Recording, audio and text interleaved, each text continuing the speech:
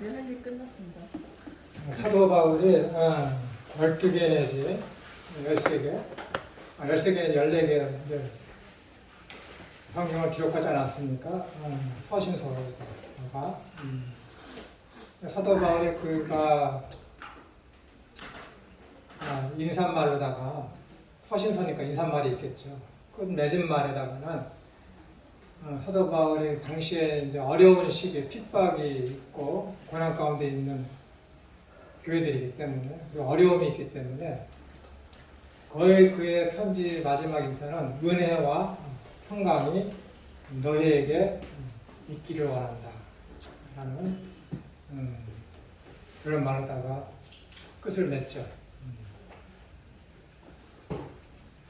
당시에 그 사람들에게 그 편지를 쓰면서 사도 바울이 그들에게 이야기하는 크리스, 이 은혜는 오늘날 제가 그 당 1세기 때 있었던 그 사람들 느끼는 것하고는 완전히 다르죠. 다를 수밖에 없어요. 여러분하고 저하고도 그리스도의 은혜, 하나님의 은혜, 하나님의 사랑 얘기할 때 다를 수가 차이가 있을 수가 있습니다. 하물며 1세기 때 그 사도들로부터 복음을 전해듣고 아니면 직접 전 이방 땅에 있던 사람들도 소문을 통해서 나사렛의 예수가 예루살렘에서 십자가에 못 박혀 죽었는데 그가 살아나셨어요. 그리고 승천하셨어요. 이런 소문이 퍼졌을 때 에이 정말 그런 일이 있을 수 있어? 어떻게 그런 일이 있을 수 있어? 그런데 그게 실제로 자기들한테 딱 복음으로 전해지고 믿어졌을 때 그들이 생각하는 그 평강과 그 은혜는 이 시대의 사람들은 짐작도 못하겠죠. 그렇지 않겠습니까? 바로 몇 년 전에, 몇십 년 전에 그 일이 일어났다는데 그리고 그걸 직접 목격한 제자들이 자신들한테 그 이야기를 해주는데 얼마나 그게 사무치겠습니까? 나도 그 자리에 있었으면 나도 그분을 봤었으면 제가 유대인들 미국에 있을 때 만나서 이야기하면은 귀가 죽는 게 뭐냐면은 다윗 있잖아 그 데이빗 그 모세스 있잖아 그 얘기하면 우리 선조들 중에는 그런 식으로 얘기해. 사람들 기죽이려고 그 이스라엘 사람들 우리 선조들 중에는 말이야 다윗이 있었거든. 그런 식으로 얘기해. 그러면 맞아, 네 선조지. 그렇게 되니까는 상대가 내가 차가움 느끼는 거. 내가 이순신 장군에 대해서 외국인한테 얘기할 때는 다르죠. 야, 1517년, 18년에 우리 저기 임진왜란 때 이순신 장군이 열척도 안 되는 그 배로다가 수십 척의 일본 외노의 배로 침몰시켰어요. 그 느끼는 그 쾌감하고 그게 다르잖아요. 그런 것들은 이스라엘 사람들 다르거든. 그러니까 당시에 있었던 사도 바울이 각 교회들한테 끝맺는 인사를 거의 은혜와 평강이 너희에게 항상 있기를 원한다 라고 얘기할 때는 눈물 날 거야. 그 사람 그 편지를 딱 받는 순간에 그래 우리가 이렇게 힘들고 어렵지만은 하나님께서 주님께서 우리에게 이 은혜를 베푸시기 위해서 그분이 어떻게 사셨는지를 어떤 고통과 고난 가운데 임했는지를 아주 생생하게 봤어요. 어쩌면 사도 바울도 그 겟세마네 동산의 그 십자가에 있을 때 어쩌면 그 봤을지도 모르지. 먼발치서 봤을지도 모르지. 그런데 제자들과 그런 걸 실제적으로 목격하고 본 그 제자들이 그 사람들한테 야, 우리 구세주 되신 하나님의 아들 예수 그리스도께서 삶을 어떻게 살아셨는지 아니? 그분께서 그 믿음을 우리에게 주시기 위해서 구속의 역사를 위해서 그분이 십자가에 달렸을 때 그분이 어떠셨는지 아니 하고 쫙 설명한다고 생각을 해보는데 그걸 여러분이 그 앞에 듣는다고 생각을 해보세요. 어? 눈이 찢어질까요? 복통이랄까? 은혜가 너무 감사합니다. 어? 그거. 네 감정으로 가는 게 아니라 이성으로 와서 영적으로 와서 야 그분이 우리한테 믿음을 주시려고 그렇게 했어? 그걸 알아잡숴야지.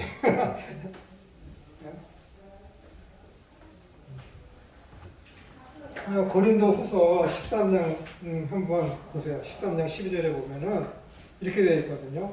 11절 마지막으로 말하노니, 그러니까 사도 바울이 고린도에 쓴 마지막 편지예요. 네 번째 편지지. 네 번째 편지. 첫 번째 편지하고 세 번째 편지는 없어졌어요. 네 번째 마지막 편지거든요. 13장 11절에 보시면은 마지막으로 말하노니, 이 마지막이라는 말은 이제 강력하게 얘기한다는 거예요. 너 이거 마지막이야. 잘 들어. 그거 마지막으로 말하는 형제들아 기뻐하라. 운전하게 되며 위로를 받으며 마음을 같이하며 평안할지니라. 또 사랑과 평강의 하나님이 너희와 함께 계시리라. 이 얼마나 위로가 되겠습니까? 거룩하게 입맞춤으로 서로 문안하라. 모든 성도가 너희에게 문안하느니라. 너희를 응원한다는 거예요. 지켜보고 있고 모든 성도가 너희가 하나님 함께 계시고 너희들이 인내하며 견뎌낼 것이며 지금 교회의 다툼의 문제를 잘 해결해 나갈 것을 응원한다. 그 얘기거든요. 13절에 주 예수 그리스도의 은혜와 하나님의 사랑과 성령의 교통하심이 너희 무리와 함께 있을지어다. 매 주일마다 목사님께서 축도하는 내용 아닙니까? 주 예수 그리스도의 은혜와 하나님의 사랑과 성령의 교통하심이 너희 무리와 함께 있을지어다. 왜 사람들이 그래요? 성부, 성자, 성령 하나님. 성부 아버지, 성자 예수님, 성령 하나님. 그런데 유교적인 입장에 있는 사람들은 왜 성부가 가장 먼저 나타나지 않고 왜 성자 예수님, 주 예수 그리스도의 은혜가 먼저 나타났을까? 라는 거예요. 왜? 예수님을 통하지 아니하고서는 하나님을 믿을 수가 없기 때문에. 예수님을 통하지 않는 하나님을 믿는다? 그 거짓이거든. 왜? 요한복음에 보시면 나를 본 자는 아버지를 봤다. 고린도전서와 골로새서 4장에 보시면 어떻게 되어 있어요? 예수님은 곧 하나님의 참 형상이십니다. 그렇게 되어 있거든. 그래서 예수님을 모르면 하나님을 모릅니다. 예수님께서 하나님에 대한 모든 구원에 필요한 속성을 예수님께서 다 보여주셨거든. 그러니까 은혜. 그 은혜가 우리에게 어떻게 나타나냐면은 인카네이션, 자기 비하. 신이신 그분이 사람으로 오셨고 인자, 사람의 아들로서 모든 사람이 경험해야 될, 겪어야 될 고통과 고난을 수치를 다 겪으셨고 인자, 사람의 아들로 오셨기 때문에 죽으셨어요. 신이신 그분이. 그래서 믿음의 모든 통로를 완성하셨거든요. 구속사를 완성하셨거든. 구속사. 내가 해야 될 일, 내가 손을 하나님 앞에 내밀어서 나 좀 구원해 주셔야 해야 되는데 이 인간들이 자기 자신들의 죄가 무엇인지를 몰라. 자기 스스로를 자기가 구원할 수 있다고 믿어. 자기의 공덕과 선행을 통해서 믿어. 그게 아니거든. 근데 어느 날 언약의 하나님 그분께서 손을 내미신 거야. 내 손 잡아라. 아니 내가 손 내밀어도 부족한 편인데 그 하나님이 손을 내밀었다니까. 나는 감히 손 내밀 수도 없어. 나는 너무 죄성이 강하기 때문에 내가 죄인인지도 몰라. 그렇기 때문에 구원이 필요한지조차도 몰라. 네, 맞아요. 맞아. 그것도 아예 몰라. 네. 그런 것 때문에 아무것도 모르는데 어느 날 하나님께서 손을 내미신 거야. 넌 구원이 필요해. 내 손을 잡아야 돼. 넌 내가 택했다. 그러니까 이리 와. 끄집어 당긴 거거든. 아 이게 얼마나 큰 은혜인데. 이거 개떡같이 알아듣는데 개떡같이 여기니까 이 은혜를. 돈 한 푼 안 들이고 이걸 받으니까는 이 너무 이 복음이라는 것을 가볍게 여기서 없이 여기까지 한다니까. 왜 그거 하나님을 믿어요? 예수님 믿는다니까. 몰라. 그럼 배워야지. 여러분 다 믿는 분이야. 그럼 배워야지. 그래야 바로 알지. 그래야 진짜 감동이 있는 거지. 하나님 믿는 게 그래야 감동이 있는 거지. 그래야 찬송을 부를 때만 참 눈물이 막 쏟아지는 거지. 너무 좋아. 어떻게 찬송을 시작 큰 목소리로 그냥 온갖 마음을 다시서 찬송을 부를 수 있을까? 그럴 수 있었으면 좋겠어요. 안 되거든. 집에 있으면 매일같이 눈물 나. 뒷사람 너무 좋으니까. 이거 어떻게 할까? 아니 어제하고 오늘하고 차이가 있어야 되는 차이가 없다니까. 응? 한낱 얘기해도 못 알아듣는 사람 못 알아들어. 응? 오죽하면 그 사랑의 교회 그 오 목사님은 알 사람만 알거든. 그 소리를 가겠어. 알 사람만 안 돼. 알 사람만. 주 예수 그리스도의 은혜와 하나님의 사랑, 성령 하나님의 교통과 교제하심이 너에게 항상 있을지어다. 내가 마지막으로 말하는 거야. 강력하게 요구하는 거야. 예수 그리스도의 은혜, 하나님의 사랑, 성령님의 교제하심 있어야지 우리 삶 가운데. 맨날 성경 공부하고 지식의 머릿속에 쌓아놓은 뭐래. 이거 은혜 모르고 십자가를 모르고 은혜를 모르는데 사랑이 뭔지도 모르는데 교제가 뭔지도 모르는데 그게 뭐가 믿는 겁니까? 여러분한테 하는 소리가 아니에요.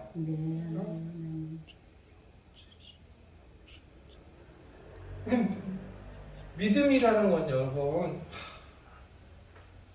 하나님이 제시한 걸 내가 믿는 거지 내 마음속에 있는 소원이 이루어지는 걸 믿는 게 믿음이 아니니까. 제발 이 사상 좀 버리고 고치세요. 아멘. 야, 우리 딸아이가 정은이, 고은이. 정은아, 고은아, 아버지 믿니? 믿죠. 지 생각대로 해서 우리 아버지는 이런 분으로 믿는 게 아니에요. 아버지의 능력, 아버지의 그동안 살아왔던 그런 신실성, 성실성을 기반으로 해서 아버지를 믿는 것이지. 나 벌레 싫어하거든요. 그래서 시골 가서 농사 짓는 거 싫어. 우리 집사람 자꾸만 시골 가자. 싫거든요. 사랑이 뭐라 그랬어요? 사랑하는 그 사람이 뜻이 있어. 그럼 그 응원해주고 함께 가는 거야. 그게 부부잖아. 정반대. 정반대. 우리 집사람은 돈이 있으면은 엄청 많으면은 은퇴하신 목사님들을 위해서 집을 짓는 게 소원이야. 근데 나는 돈 많으면은 산골에 들어가서 책 보는 게 소원이야. 모든 게 다. 그럼 유익한 쪽으로 맞춰. 유익한 쪽. 더 사람을 유익하게 하는 쪽으로. 사랑은 뭐예요? 자기 유익을 붙여. 남의 유익을 구하는 거야. 내 지체의 유익을 구하는 거야. 그게 사랑이라니까요. 하나님 사랑이 뭐예요? 내 영광 구하는 것이 아니라 하나님 영광 구하는 것이지. 안 그렇습니까? 맞아요. 성경이 그거 얘기하거든요. 너 하나님 사랑하니 네 영광 구하지 말고 하나님 영광 구하라.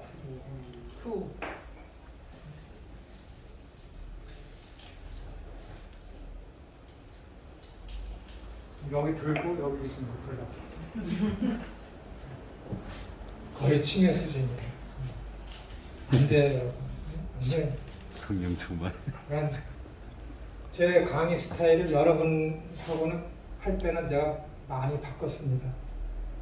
제 17년 동안의 강의 스타일은 딱 들어오면 찬송 부르고 성경 한 구절 읽고 그 성경 구절 설교하고 그 다음에 강의를 했거든요.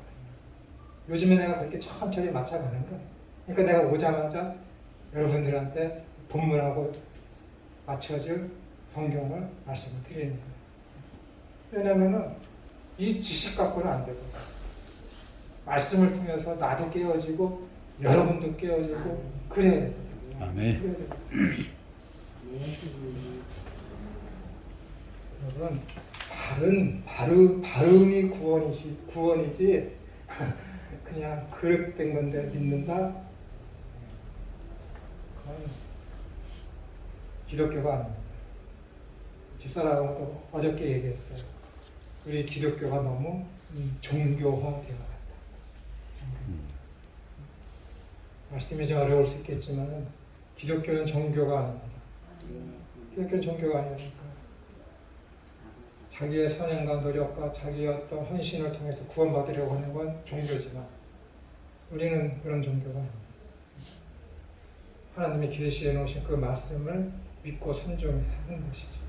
전혀 다른 것이죠. 그들처럼 자기의 소원을 갖고 때를 쓰고 기도하고 삼천배 올리고 탑돌이하고 금식하고 중한테 갔다가 헌금이라고 바치고 그래서 자기의 소원이 이루어질 것을 확신하고 그게 기독교가 아닙니다. 헌금은 그런 식으로 하는 게 아니야. 예배는 그런 식으로 하는 게 아니니까요.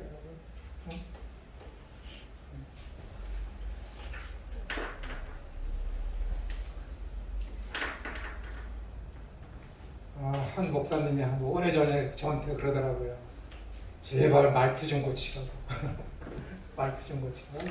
평생 안 고쳐지겠네. 평생. 제발 다른 사람 칭찬 좀 하고 선물 받으면 그것에 대해서 고맙다고 얘기 좀 해요. 한 중국 갔는데 선물을 준 거야.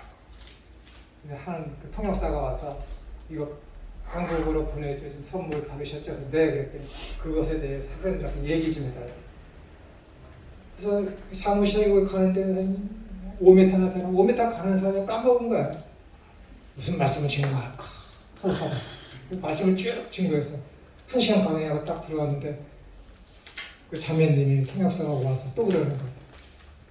교수님 그 했는데 그거에 말씀 안 해주세요. 아 까먹었다. 이번에 꼭 얘기할게. 적어놨어 이렇게. 갔어. 가다가 또 무슨 말씀을 증거하고 또 까먹은 거야. 그 일주일이 갔어요. 거기 있는 선교사님이 화를 낸 거야. 학생들이 선물을 줬으면 그것에 대해서 감사하다고 표현도 좀 해야 되는데 왜 안 했냐. 하려고 했는데 36번 까먹었습니다. 36시간 하고 왔거든요. 36시간. 36번을 까먹은 거야. 얘기하다 그 사이에 가다가 그거 지금도 있어요. 맞아. 그거 갖고 와서 우리 여기 형제님한테 보여줘야 되겠는데 무슨 뜻인지 모르겠어요. 한문으로 썼는데 다음 주에 갖고 올 테니까 사진 찍어서 내가 보여줄 테니까 좀 알려주세요. 대충은 알겠는데 무슨 뜻인지 모르겠더라고요. 그래서 그 동역자 목사님이 제발 좀 부드럽게 하고 야단치는 것처럼 하지 말라고. 그게 됩니까? 고치려고 그래도 아무리 해도 안 고쳐져요. 저 여러분 되게 좋아합니다. 야단치는 거 아니에요. 제 말투가 그럴 뿐이지. 기분 나빠하지 마십시오. 네? 좋은데요? 고맙습니다. 여러분 마음에 너무 친숙하게. 네. 네. 여러분 앞이고 친숙하니까 눈물도 흘리고 하는 거죠. 네. 고맙습니다. 네. 자, 36절 두 번째라는 거예요. 두 번째 패러그래프. 성경 말씀 중에 요한일서 1장 7절에 보시면은 그 아들 예수님의 피가 우리를 모든 죄에서 깨끗하게 하실 것이요 라고 하셨습니다. 예수님이 십자가에서 그의 생명을 드린 것은 우리를 하나님께로 인도하기 위함입니다. 하나님은 거룩하신 분이기 때문에 죄가 있는 죄인은 거룩하신 하나님께 갈 수가 없습니다. 영광스럽고 거룩한 하나님의 나라에도 들어갈 수도 없습니다. 그런데 예수님이 십자가의 보혈로 우리의 죄를 깨끗하게 하셨습니다. 죄인이었던 우리가 죄가 씻겨져 의인이 되어 하나님과의 관계가 회복되고 하나님 나라의 백성이 되었습니다. 우리는 이렇게 귀중한 존재입니다. 예수님의 핏값으로 사신 귀중한 존재로서 그 무엇과도 바꿀 수 없는 거룩하고 존귀한 존재가 우리입니다. 또한 교회입니다. 예수님의 피가 우리의 죄를 깨끗하게 하시는 것인데 세례를 받을 때 물로 세례를 주는 것은 물이 효력이 있어서 주는 것이 아닙니다. 단지 물은 세례식의 상징일 뿐입니다. 물은 구원의 능력이 아닙니다. 상징적입니다. 주님의 이름이 능력입니다. 세례가 구원의 능력이 아니라 예수 그리스도를 믿는 믿음이 구원을 주는 것입니다. 그래서 목사가 물로 세례를 할 때에 주님의 이름으로 하는 것입니다. 네, 하나님의 교회는 안산홍의 이름으로라고 이렇게 한다고 그러죠. 목사가 성부와 성자와 성령의 이름으로 세례를 주노라 하고 세례를 줄 때 누구나 삼위일체 하나님의 이름으로 주는 것입니다. 주님의 권위로 주님의 보혈의 능력으로 주는 것이 세례입니다. 그리고 동시에 이 예식을 통해서 공식적으로 교회의 일원으로 받아들이는 것입니다. 공식적으로 사람들 앞에서 이 세례식을 행함으로 세례를 받는 이 사람이 이제 하나님의 교회의 정식 교인이 되는 것입니다. 세 번째, 세례는 믿는 자가 받는 것입니다. 그렇죠. 아무나 받을 수 있는 게 아닙니다. 세례는 아무나 받는 것이 아닙니다. 예수님을 하나님의 아들 그리스도와 구세주로 영접하여 고백하고 믿는 자만이 받을 수 있는 것입니다. 사도행전 10장 43절은 저를 믿는 사람들이 다 그 이름을 힘입어 제사함을 받는다라고 했습니다. 누가요? 저를 믿는 사람.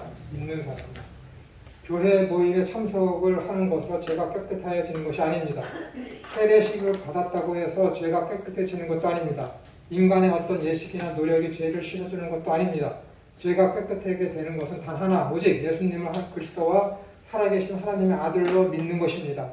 유일하신 구세주 예수님을 믿는 것입니다. 예수님 한 분 이외에는 구원받을 이름을 주시지 않았습니다. 그러니까는 예수님을 그리스도와 살아계신 하나님의 아들로 믿는 것이 곧 구원을 준다라고 했지 않았습니까? 그러니까는 그래서 그리스도라는 이 개념을 여러분들이 아셔야 돼요. 그리스도는 하나님으로부터 기름을 받은 자로서 이분은 뭐예요? 구세주라는 거예요. 구원자라는 거예요. 그러니까 이 말은 예수님을 구원자와 하나님의 아들, 그러니까 예수님을 구원자와 하나님으로 신으로 믿는 거. 신으로 그렇게 받아들이는 거죠. 예수님을 나의 구원자와 살아계신 하나님 누구의 신이잖아. 신의 아들은 신.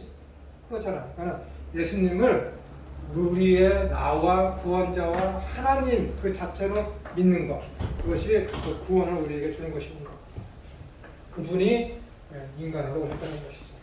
우리가 깨끗하게 지는 것은 세례를 받는 순간이 아닙니다. 세례는 우리가 예수님을 믿음으로 죄 씻음을 받았다는 것을 나타내는 상징에 불과합니다. 세례 자체에 무슨 효력이나 있는 것처럼 믿으면 안 됩니다. 우리가 예수님을 믿는 순간 죄로부터 깨끗이 씻음을 받는 것입니다. 하나님은 우리가 예수님을 믿고 그분을 영접하는 순간 우리의 죄를 용서하십니다. 예수 그리스도를 믿는 믿는 순간 기독교인이 된 것이며 의인이 된 것이며 하나님 나라의 거룩한 백성이 된 것입니다. 교회는 그것을 공적으로 선포하는 거룩한 예식일 뿐입니다. 그러니까 안 받아도 되지만 안 받아도 구원을 받지만은 참으로 성령의 세례를 받은 자는 내가 뭐예요? 교회의 일원으로서 하나님을 믿는 자라는 것을 만인에 공표하게 하는 것이 예수님이 제정해 놓으신 하나의 예식이기 때문에 성령 세례를 받은 사람은 반드시 물 세례를 공적으로 표현하기 위해서 그것을 받아야 된다라는 것입니다. 그런데 이 세례는 누가 줍니까? 목사님이 주잖아요. 그죠? 말 그대로 기름 부음을 받은 자가 이제 목사님이 돼서 누가 이제 세례를 그 사람들만이 줄 수 있도록 교회 법으로다가 제정해 놓았지 않았습니까? 그래서 뭐 오래전에 제 친구도 죽었지만 그 친구는 너 아니면은 내가 세례를 받지 않겠다 했는데 일찍 갔죠. 중국 가서 또 이렇게 학생들을 가르쳤더니 그 학생들도 그러더라고요. 자기는 아직 세례를 받지 않았는데 나한테 세례를 받겠다. 난 목사도 아닌데 나한테 세례를 받겠다라는. 그럼 이런 게 있습니다. 아프리카에 내가 갔어요. 복음을 증거했습니다. 그들이 믿었어요. 내가 세례를 줍니까? 학생이 질문한 거예요. 자기가 전도자로 가서 복음을 증거했는데 세례는 목사님은 주라고 했으니까 자기는 세례를 못 준다라는 거예요. 세례를 줘야 됩니까? 말아야 됩니까? 줄 수 있습니까? 줄 수 없습니까? 만약에 제가 누군가에게 세례를 줬어요. 나를 통해서 복음을 들어서 그 사람을 회개해서 하나님은 예수 그리스도를 영접을 했습니다. 그럼 내가 세례를 줬어요. 나중에 문제가 되지. 문제가 돼요. 그 지역에 목사님이 오셨어. 구원을 받았어. 얘가 했어. 근데 세례를 주려고 했더니 세례를 받았다라는 거야. 누구한테? 김철원한테. 그 사람 뭐 하는 사람인데? 신학교 교수예요. 목사야? 아니에요. 문제가 되는 거야. 법을 어겼기 때문에. 그렇죠? 이건 아주 조심해야 되는 거지. 아주 조심해야 되는 거지. 교회 법이기 때문에. 교회가 법을 그렇게 만들어놨기 때문에. 그렇죠. 이것에 대한 얘기는 몇 번 신문에 기재되고 얘기하고 있었지만은 양보가 없습니다. 무조건 세례는 누구예요? 기름 부음 받은 목사님이 하셔야 된다는 거예요. 거기에 뭐 아무런 불만이나 그런 건 없어요. 법이 그렇게 돼 있고 그것이 맞으니까 그렇게 해야 되죠. 그러니까 물세례보다는 이제 성령 세례가 더 근본적이고 중요하게 하다라는 거 여러분 아시면 됩니다. 우리가 아는 대로 성령 세례와 물세례의 관계, 우리가 아는 대로 예수님께서도 세례 요한에게 물 세례를 받으셨습니다. 그러나 예수님이 제정하신 세례는 세례 요한의 세례보다 더 실제적이며 큰 의미가 있습니다. 오늘날 우리가 받는 세례는 단순히 죄가 있다고 고백하는 정도의 회개의 세례가 아니라 하나님과 관계가 회복되고 의인으로 칭함으로 받는 은혜의 방편으로서의 세례입니다. 예수님이 진실로 내게 이르노니 사람이 물과 성령으로 나지 아니하면 하나님 나라에 들어갈 수 없느니라고 확언하셨기 때문에 구원을 위해 물세례와 성령세례 두 가지가 필수적이라고 믿습니다. 성령세례가 오로지 사도행전 11장 16절에서 언급되었는데 거기서 베드로는 성령을 받으리라는 예수님의 예언을 상기하면서 성령으로 세례받는 것을 성령을 받는 것과 동일시하였습니다. 내가 말을 시작할 때에 성령이 저희에게 임하시기를 처음 우리에게 하신 것과 같이 하는지라 내가 주님의 말씀에 요한은 물로 세례를 주었으나 너희는 성령으로 세례를 받으리라 하신 것이 생각났노라. 그런데 하나님이 우리가 주 예수 그리스도를 믿을 때에 주신 것과 같은 선물을 저희에게도 주셨다 라고 했습니다. 성령의 선물이 물세례 이전에 일어나기도 하고 어떤 경우에는 물세례 후에도 일어났지만 양자는 불가분리의 관계에 있습니다. 성령 세례를 이해하기 위해서는 완전한 세례에 이르는 오랜 발전의 역사를 알아야 합니다. 구약에서 하나님은 자기 백성의 성결을 상징하는 두 가지 의식, 즉 결례와 할례를 요구하였습니다. 그러나 이 예표적인 의식들은 그리스도가 율법의 요구를 완성하셨기 때문에 신약 시대가 되면서 폐기되었습니다. 뭐가요? 결례와 할례. 결례라는 것은 뭐예요? 식사하기 전에 정결 예식을 하는 것, 그런 여러 가지들이 많이 있죠. 할례는 마음의 할례라는 개념이 도입되면서 내면화되었습니다. 이제 그것은 그리스도의 할례로 표현되었습니다. 할례 대신 새 언약에 속한 신자들은 세례를 받도록 요구되었는데 그것은 두 종류 중 물세례와 성령 세례를 포함합니다. 물세례가 세례 요한에 의해 도입되었지만 그것은 회개의 세례였고 모든 그리스도인에게 요구된 물세례는 사죄와 구원의 세례였습니다. 그러나 물세례는 오로지 성령의 능력으로 수행되는 진정한 사죄와 구원의 세례를 상징할 뿐이었기 때문에 그것은 영혼에서 죄악을 실제로 씻어내는 세례, 즉 성령 세례가 없이는 실효가 없는 것입니다. 이 물세례는 근본적으로는 성령 세례를 받은 자에 한해서만 받아야 되는 것, 즉 믿음이 있는 자, 신앙 고백을 한 자만이 물세례를 받는 거예요. 그런데 가짜들도 있죠. 가라지들도 있고 그런 자들. 그러니까 그거는 교회가 몰라요. 이 사람이 진짜로 진심으로 용서를 받고 거듭난 사람인지 모르잖아요. 근데 그가 입으로 시인하게 되면 어떻게 되는 거예요? 교회는 응당하게 법 절차에 의해서 그에게 물세례를 줄 수 있죠. 그렇기 때문에 물세례를 받았다고 해서 누구나 다 알곡이 되어서 다 믿음이 있어 구원을 얻는 게 아니라 오직 물세례는 형식일 뿐이다라는 것을 우리가 반드시 알아야 됩니다.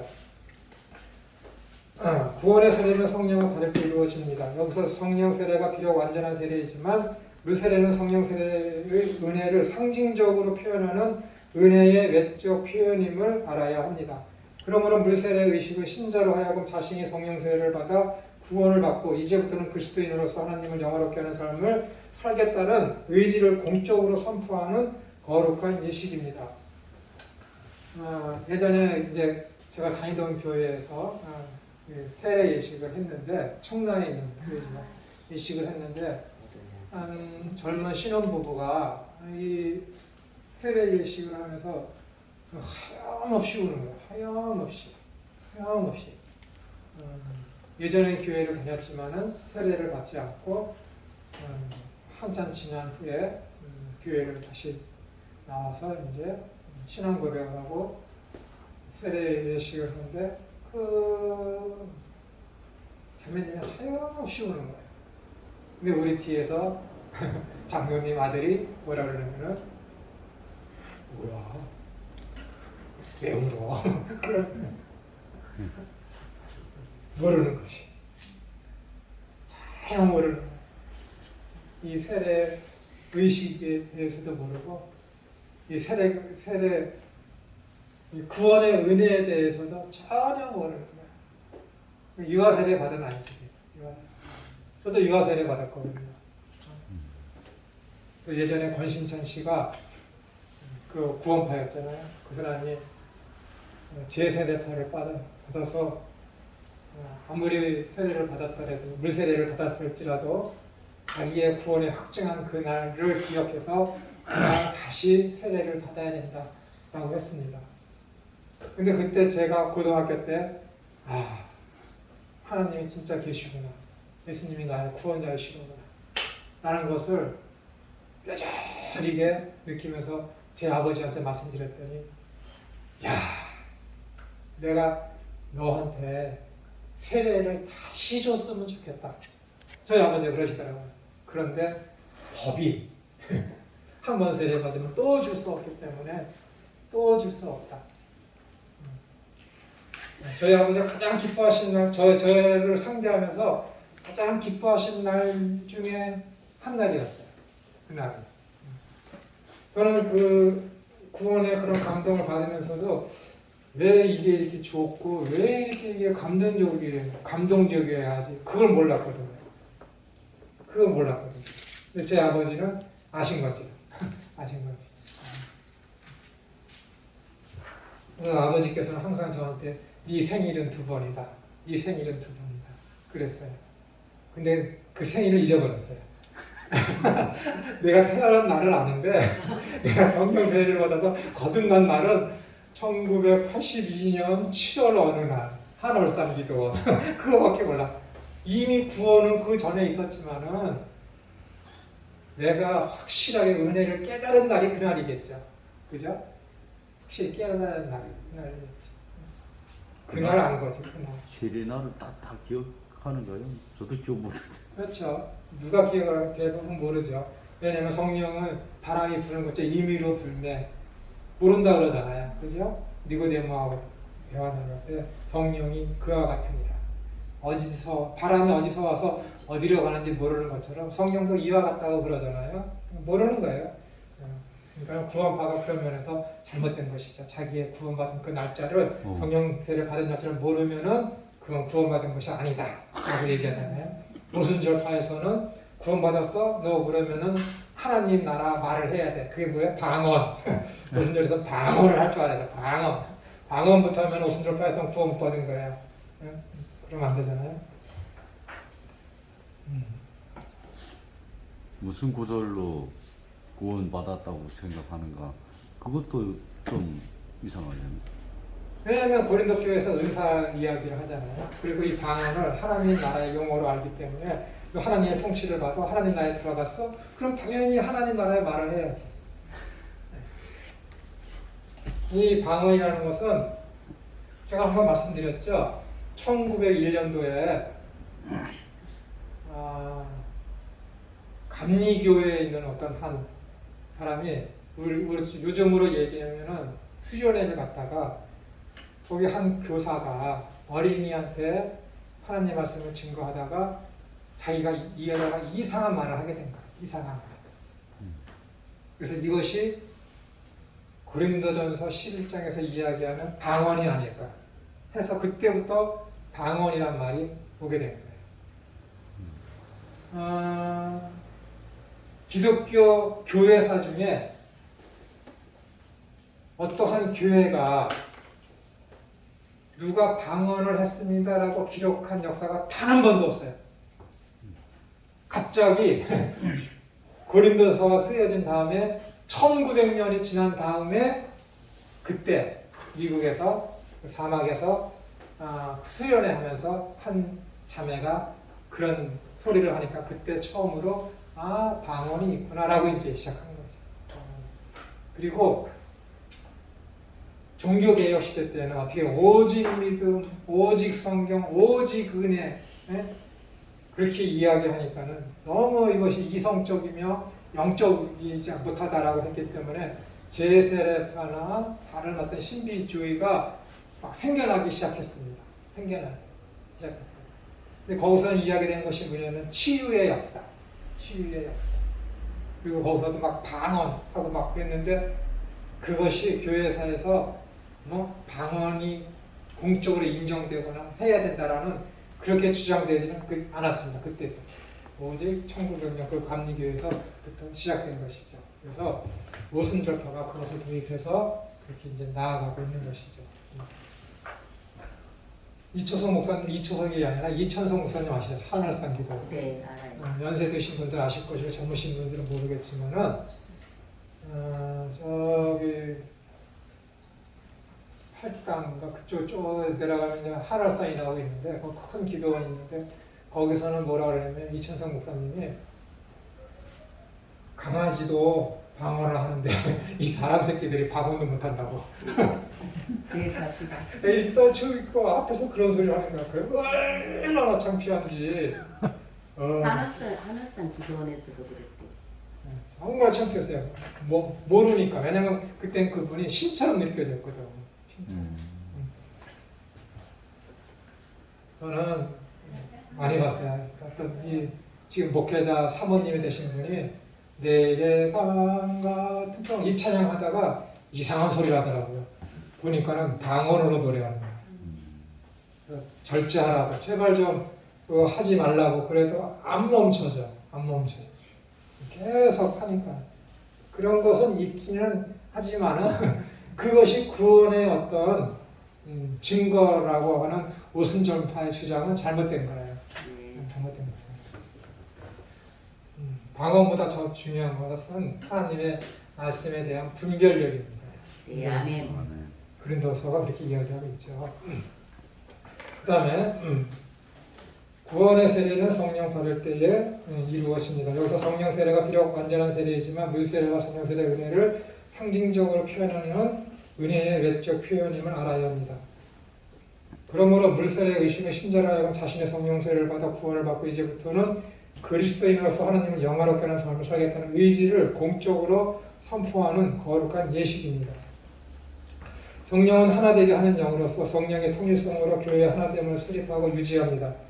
우리가 유대인이나 헬라인이나 종이나 자유자나 다 한 성령으로 세례를 받아 한 몸이 되었고 또 다 한 성령을 마시게 하였느니라고 했습니다. 그러므로 그것이 물세례이든 성령세례이든 세례를 여러 등급이나 종류로 나누는 것은 잘못입니다. 교회의 머리이신 예수 그리스도의 세례 명령은 세례의 본질적 요소를 잘 보여줍니다. 하늘과 땅의 모든 권세를 내게 주셨으니 그러므로 너희는 가서 모든 족속으로 제자를 삼아 아버지와 아들과 성령의 이름으로 세례를 주고 내가 너희에게 분부한 모든 것을 가르쳐 지키게 하라. 볼지어다 내가 세상 끝날까지 너희와 항상 함께 있으리라 하시니라. 이렇게 대속의 성취, 자기 비하와 죽으신 그리고 부활의 승천과 그리스도의 승기가 세례의 근거이며 믿음과 헌신이 세례의 예비 조건과 전제입니다. 모든 계명의 순종이 세례받은 자의 자격과 의무입니다. 그러니까 이 세례받는 것은 뭐야? 내가 이제 믿었어요. 믿음의 순종, 믿었으면 반드시 순종이 나타나기 때문에 하나님의 말씀에 대해서 순반응을 일으키겠다라는 고백입니다. 말씀에 대해서 무조건적인 복종을 하겠다라는 것이 주님의 군사로서 세례 문구인 아버지와 아들과 성령의 이름으로는 세례의 조건과 내용인 삼위 하나님과의 인격적 지식과 관계가 필수적임을 암시합니다. 그러니까 인격적인 관계가 필수적이다라는 것은 뭐예요? 알아야 된다는 거예요. 알아야 된다는 거예요. 호세아서에 뭐라고 했어요? 여호와를 알라, 힘써 여호와를 알라. 이 백성이 여호와를 아는 지식이 없어서 뭐예요? 망하는 거예요. 죽는 거라니까요. 이스라엘 백성이 그렇더라는 거예요. 이스라엘 백성이 하나님과 수천 년을 관계를 맺어온 그 민족이 하나님을 모른다라는 거예요. 근데 자신들은 어떻게 해요? 다 안다라는 것이죠. 그러니까 예수님께서 이스라엘 백성들한테 뭐라고 그래요? 유대인들에게 바리새인과 사두개인가 그 율법사들에게 너희들이 안다니 아직도 너희들은 모른다라고 얘기하는 거예요. 진정으로 하나님에 대해서 안다면 어떻게 되는 거예요? 하나님에 대한 그 망고 지식에 대해서 나는 너무도 그냥 한 점밖에 알 수밖에 없다라고 했기 때문에 하나님을 안다고 하는 자, 진짜 안다, 하나님에 대해서 진짜 아는 사람은 뭐라고 얘기하냐면 나는 하나님에 대해서 모른다 라고 고백할 수밖에 없는 거예요. 그 하나님의 그 섭리하심, 그 전지하심 그 하나님을 안다는 것은 그분이 행하시는 것, 그분의 성품, 그분의 지식, 그분이 어떻게 할 것인지를 아는 것을 안다라고 하는데 여러분들이 나 김천의 개인의 인생에 대해서 앞으로 어떻게 하나님이 섭리하실지 아십니까? 모르거든. 근데 성경을 많이 통독하고 많이 해석하더니 난 이제 하나님에 대해서 좀 어느 정도 알 것 같아. 그건 몰라. 하나님에 대해서 몰라서 하는 소리입니다. 몰라서 하는 소리입니다. 제가 가끔 그러죠. 여러분 나님이 이런 소리가 어디서 듣냐고. 그냥 잘난 체 하는 거야. 그냥 여러분이 아프니까 내가 하는 것이죠. 모르는 거지. 진짜 하나님에 대해서 아는 사람은 하나님에 대해서 나는 모릅니다. 라고 고백할 수밖에 없는 거예요.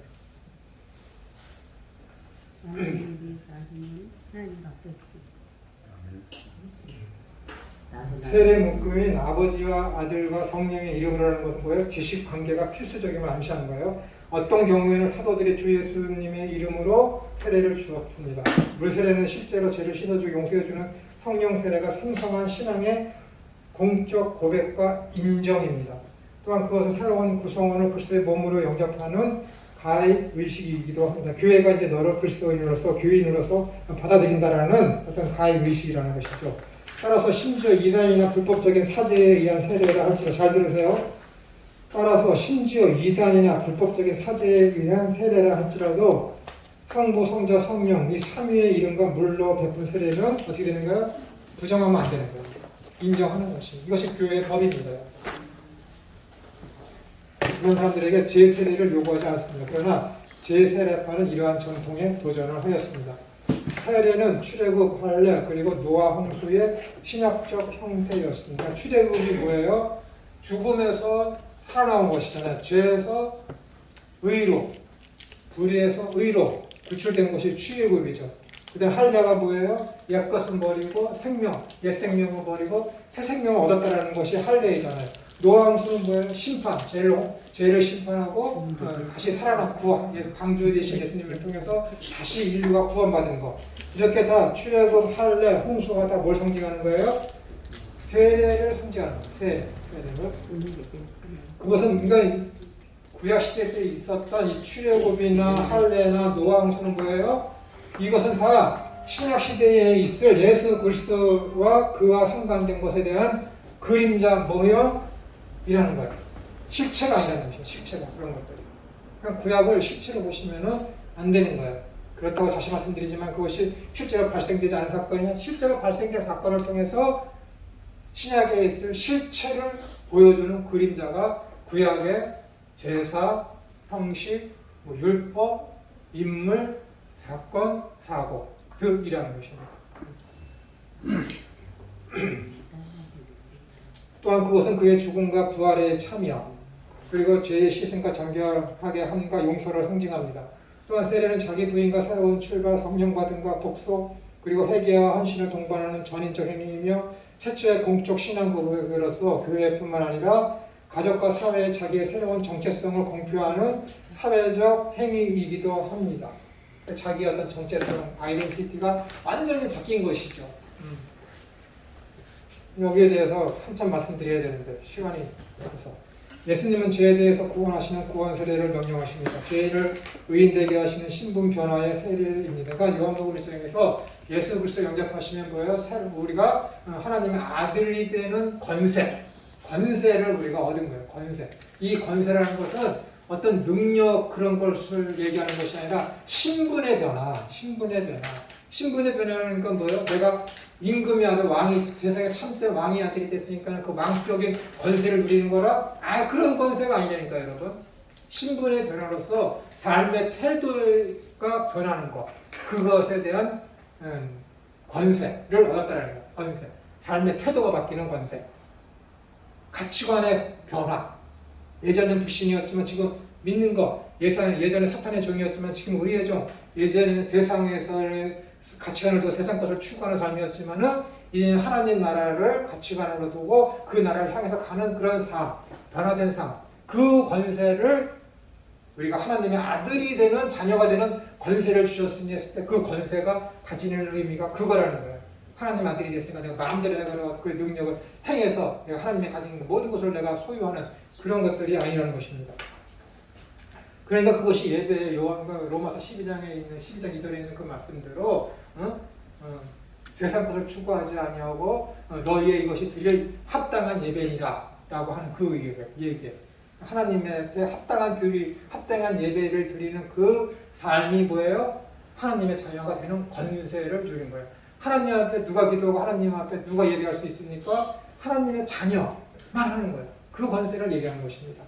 이전에는 뭐 제약되고 사탄을 추종하며 그를 예배했지만은 이제는 하나님을 추종하며 하나님을 예배하는 삶으로 내가 완전히 개가천선 180도 천지개벽하는 것처럼 변화된 것이죠. 완전히 획기적이며 급격하고 가격한 삶의 가치관의 변화가 여러분하고 저에게 주어진 것입니다.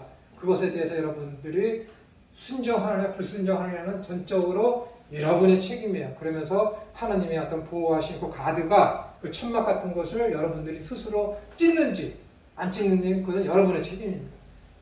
고난은 하나님의 책임이 아닙니다.